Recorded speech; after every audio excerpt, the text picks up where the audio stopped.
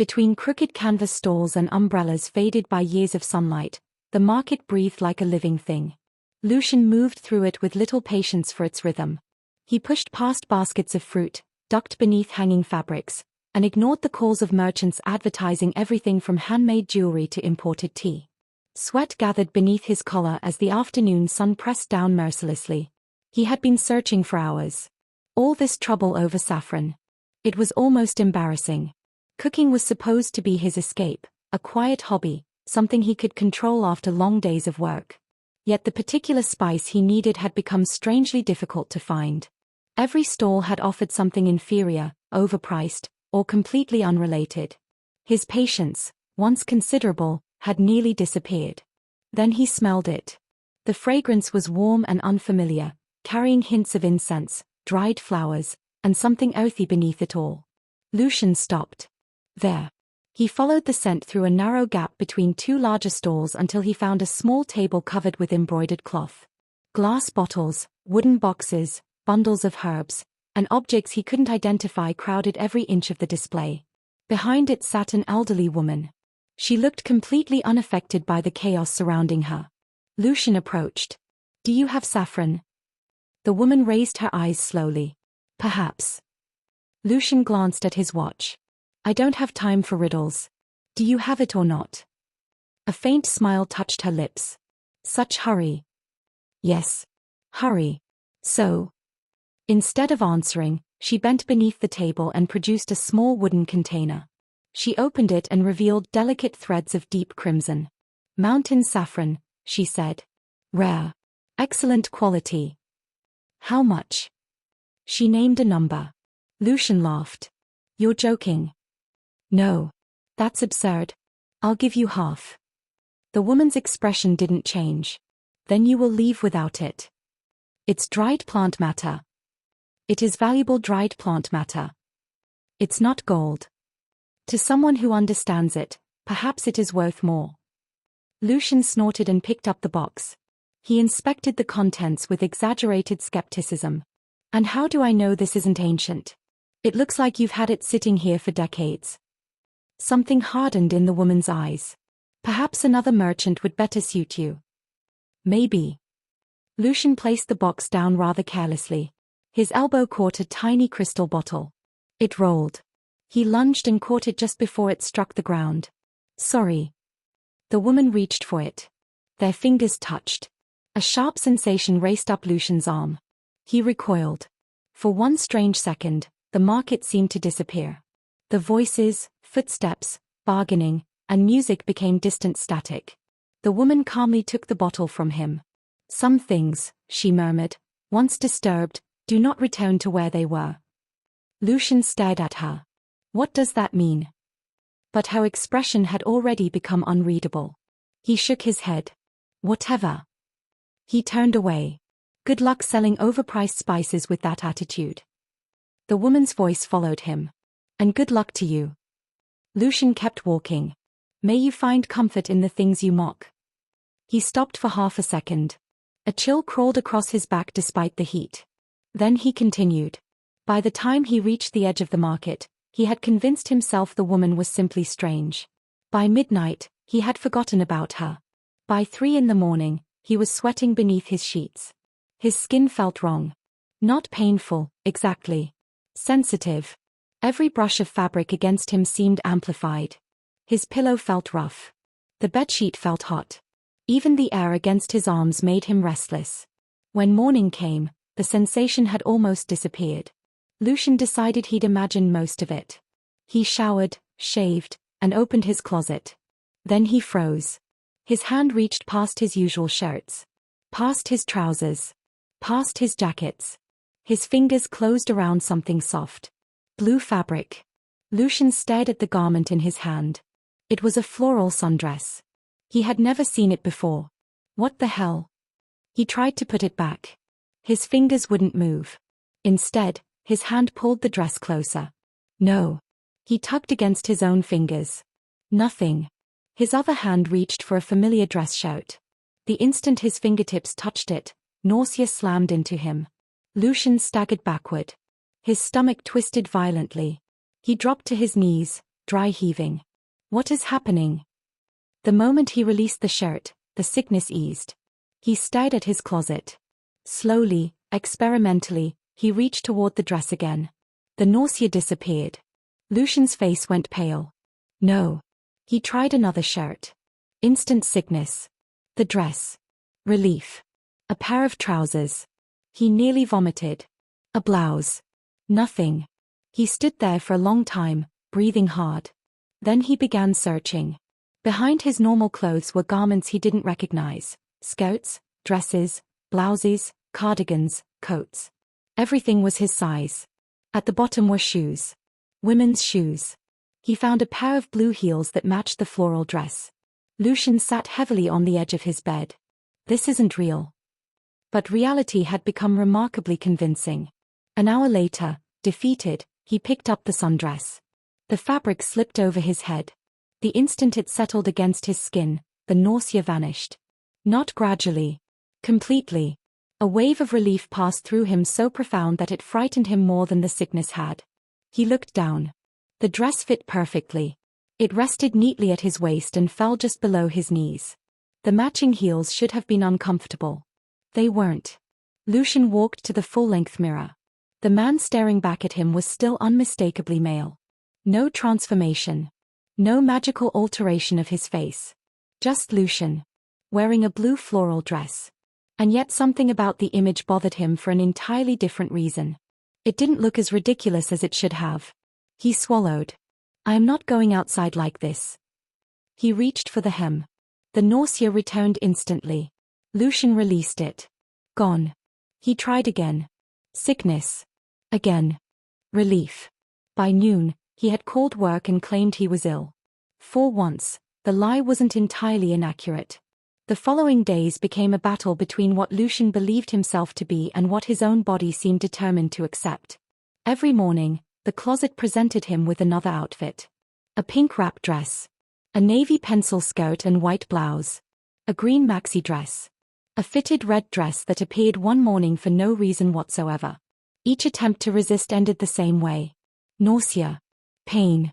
Panic. And then relief when he surrendered. Worse, the enchantment seemed to demand more than clothing. When he wore a skirt, he found himself adjusting his posture. When he put on heels, his stride gradually changed. His hands seemed to know how to arrange his hair. His fingers reached instinctively for earrings.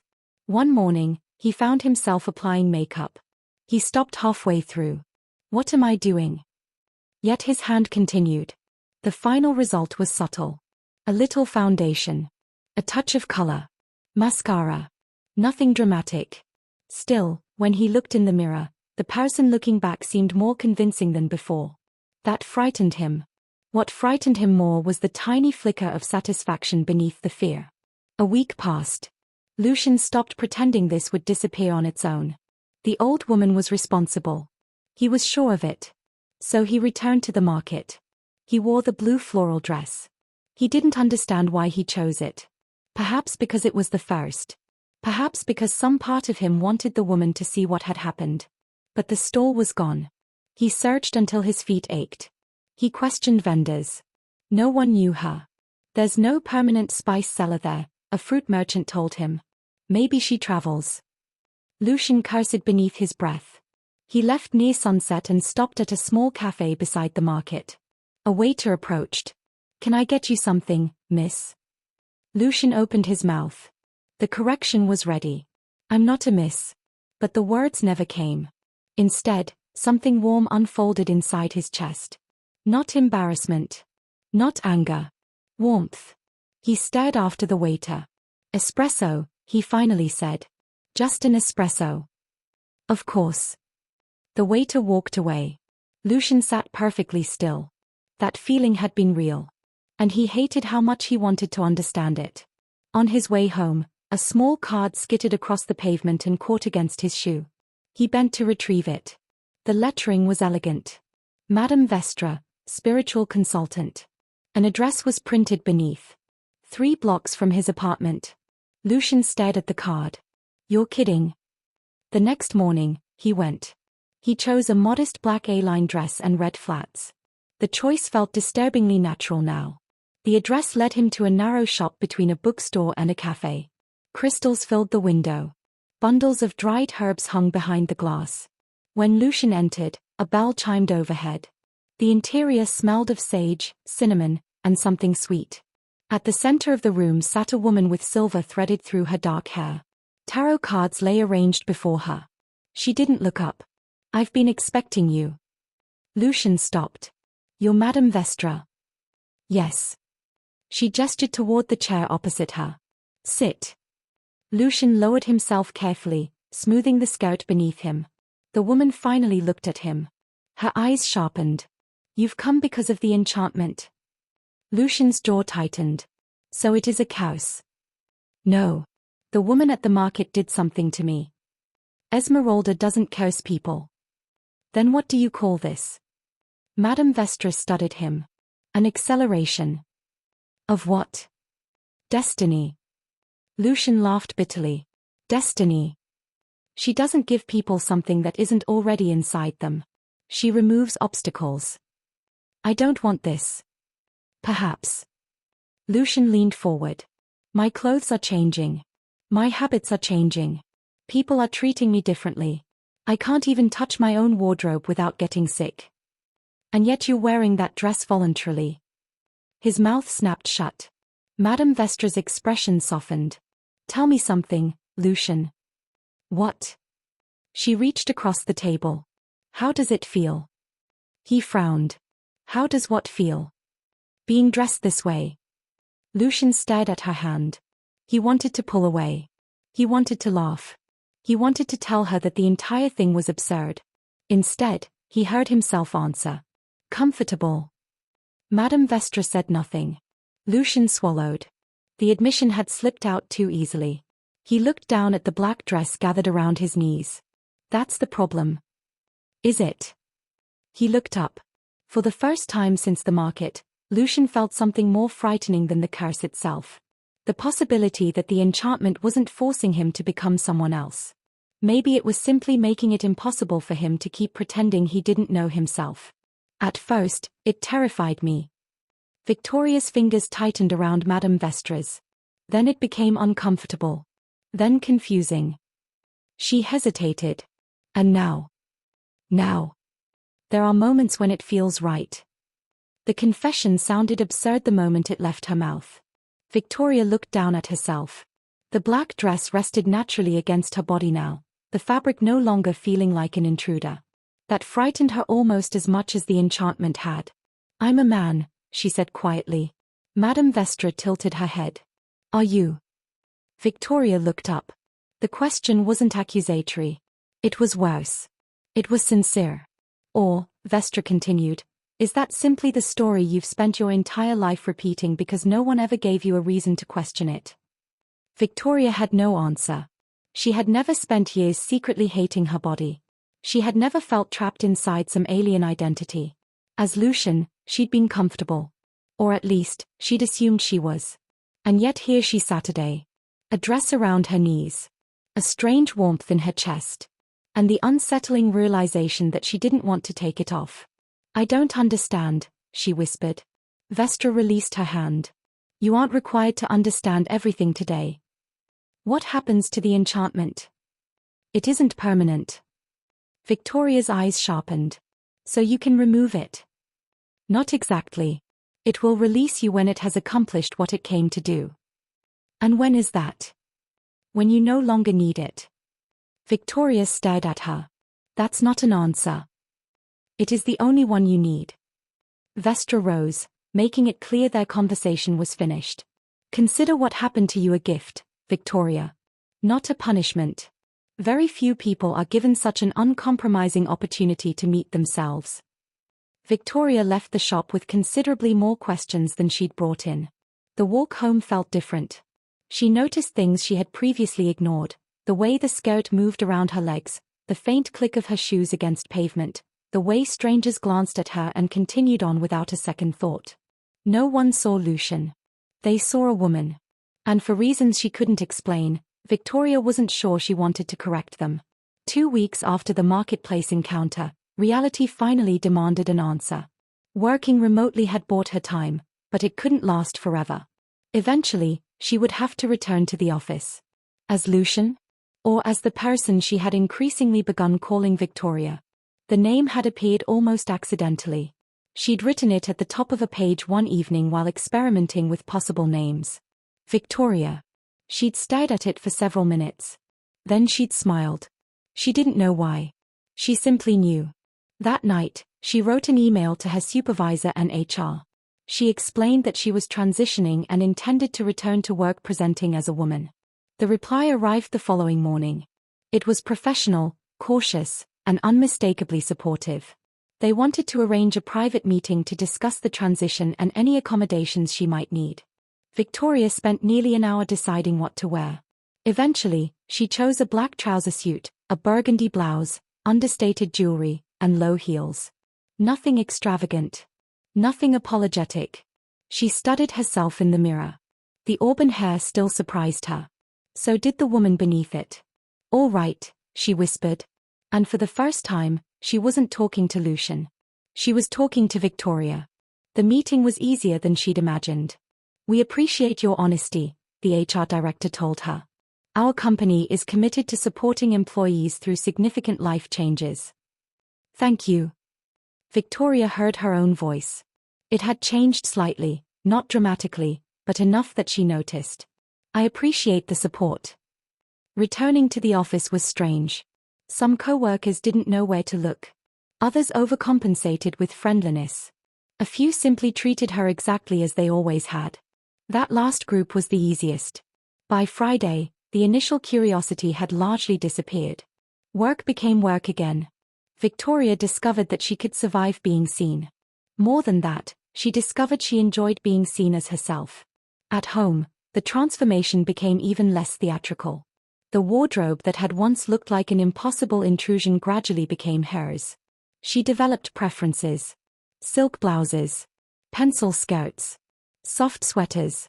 Elegant dresses for evenings out. The clothing stopped feeling like instructions. It became expression. And somewhere along the way, the compulsion changed too. At first, it had been a prison. Now it felt like a fading echo. The enchantment was still there, but it no longer seemed to be dragging Victoria anywhere. It was simply waiting. A month passed. Then another.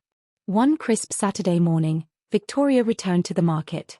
She wore a green sundress, white sandals, and her auburn hair loose around her shoulders. She had expected to feel nervous. Instead, she felt strangely calm. She knew where the stall had been. She knew the narrow passage between the larger booths. And there it was. The little table. The wooden boxes. The crystal bottles. The dried herbs. And behind them, the same elderly woman. Esmeralda looked up. Her eyes traveled over Victoria.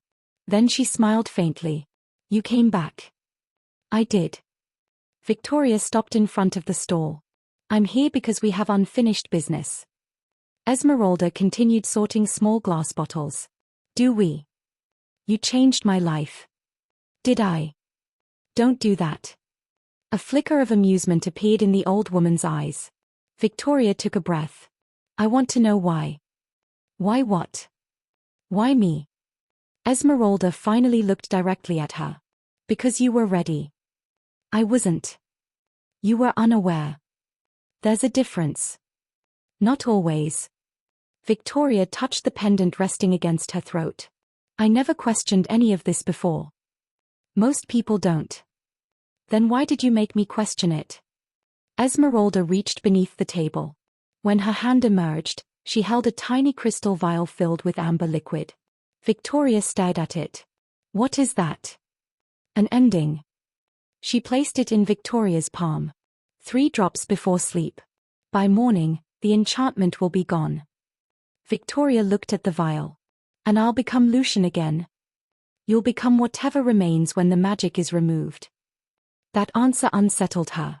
What does that mean? Magic cannot manufacture a truth. It can only expose one. Victoria's fingers closed around the vial. "And if I don't use it?" "Then you continue." "With the enchantment?" "Not forever. The compulsion will eventually disappear." Victoria stared. "Then what remains?" Esmeralda smiled. Your choice. That evening, Victoria sat at her vanity. The apartment was silent.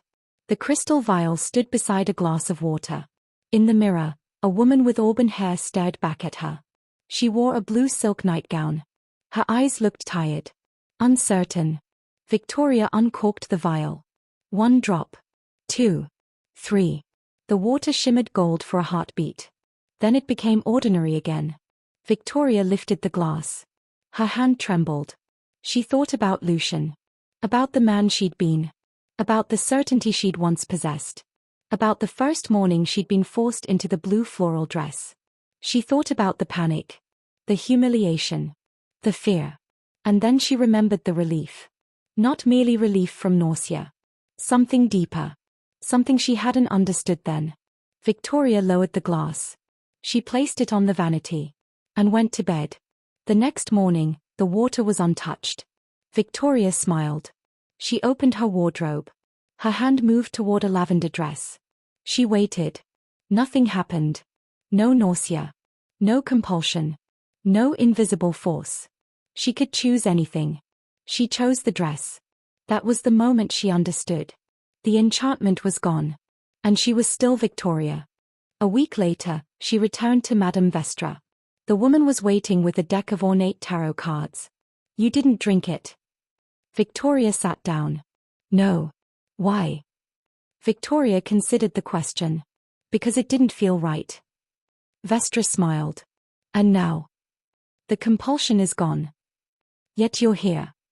Victoria looked down at the emerald green dress she'd chosen that morning. Yes. Why? Victoria's smile was small. I think that's what I'm trying to figure out. Vestra shuffled the cards. Many people never question the identity assigned to them at birth. She placed 3 cards face down. Sometimes because it fits. The first card turned over. A figure sat inside a cage. The prisoner. Your old life. Not necessarily unhappy. Simply constrained by assumptions you never thought to challenge. Victoria frowned. Vestra turned over the second. A doorway stood open in a stone wall. The gateway. Victoria stared. The place you are now. Between what you believed you were and what you might become. Then came the final card. A butterfly emerged from a broken chrysalis. Transformation. Victoria looked at the 3 cards. So the magic didn't turn me into someone else. No. It revealed something. Something you had buried beneath certainty. Victoria sat quietly. That means the enchantment didn't create Victoria. Vestra gathered the cards. No magic could create her. The word struck deeper than Victoria expected. Then who did? Vestra's expression softened. You did. The months that followed weren't magical. They were better than magical. They were real. Victoria began medically supervised hormone therapy. She changed her legal name. She told her friends. She told her family. Some people embraced her immediately. Some needed time. Some never accepted the woman she had become. There were difficult conversations. Awkward dinners. Doors that closed. Unexpected hands reaching for hers when she needed them most. But through all of it, Victoria kept moving. Her wardrobe changed too. The clothes no longer existed to satisfy an enchantment. They belonged to her. She learned what colors she liked. Which shoes made her feel confident. Which dresses made her laugh at herself in the mirror. The blue floral sundress remained.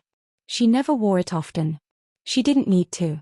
It occupied a special place in the closet, preserved not as evidence of a curse but as a reminder of the beginning. A year after the market, Victoria returned one final time. Autumn had arrived. She walked between the stalls wearing a burgundy sweater dress, brown boots, and her auburn hair braided over one shoulder. Esmeralda's table was there. But Esmeralda wasn't. A younger woman stood behind it, arranging bottles. Can I help you? I'm looking for Esmeralda. The young woman's expression changed. My grandmother. Victoria nodded. She used to sell spices here. The woman lowered her gaze. She passed away last month. Victoria's chest tightened. I'm sorry. My grandmother talked about you. Victoria froze. She did. The young woman smiled. You're not the first person who's come looking for her. Victoria swallowed. I wanted to thank her. The young woman studied her. Then something seemed to click. Wait here. She disappeared beneath the table. When she returned, she was holding a familiar wooden box. Victoria's breath caught. It was the same box. The same one she'd once dismissed as overpriced nonsense. She left this for you. Victoria accepted it slowly. How could she know I'd come back? The young woman laughed softly. Grandmother always seemed to know things. Victoria opened the box. Inside was a small pouch of saffron. And beneath it, a folded note. She unfolded it. The handwriting was unmistakably Esmeralda's. For the recipe of your new life, season with courage. Serve with joy. Victoria stared at the words until they blurred. Then she laughed. Then, unexpectedly, she cried. She held the little box against her chest. Thank you. Whether she meant the granddaughter, Esmeralda, or something larger than either of them, she couldn't say. Perhaps it didn't matter. That evening, Victoria cooked. She used the saffron carefully. Not because it was magical. Because it was precious. She prepared the dish slowly, enjoying the fragrance filling her kitchen. Her phone chimed. A message from the woman she'd been dating for several weeks appeared on the screen. Still on for Saturday? Victoria smiled. She typed back. Absolutely. Then she returned to the stove. The sunset painted the apartment windows gold. Victoria caught her reflection in the glass. Auburn hair. Warm eyes. A woman she'd once believed belonged to someone else. She no longer saw Lucian staring back. But she didn't hate the person he had been.